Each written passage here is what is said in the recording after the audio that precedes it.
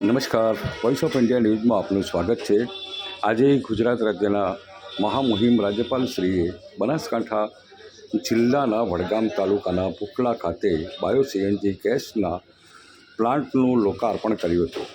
સાંભળો શંકરભાઈ ચૌધરીને। એ વેસ્ટ નહીં વેલ્થ છે। આ વાત દેશના પ્રધાનમંત્રી મોદી સાહેબે કેટલાક વર્ષો પહેલાં બનાસને કહેલી। બનાસે સૌ પ્રથમ દામામાં એક સીએનજી માટેનો પ્લાન્ટ નાખ્યો, ગોબર ગેસ પ્લાન્ટ, અને એ પછી હવે 3 નવા પ્લાન્ટ એ અત્યારે કાર્યરત થઈ રહ્યા છે।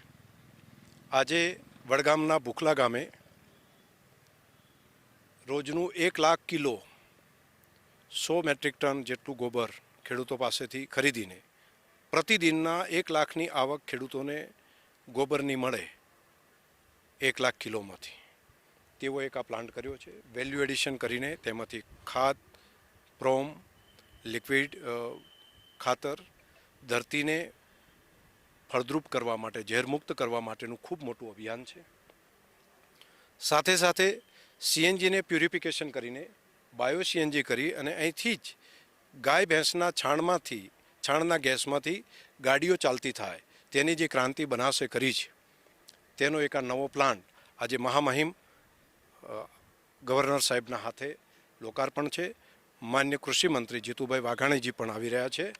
હું ગુજરાતના સૌ લોકોને અભિનંદન આપીશ કે ગુજરાતે એક આ નવી ક્રાંતિ કરી છે, બનાસના ખેડૂતોએ એક આ નવી ક્રાંતિ કરી છે।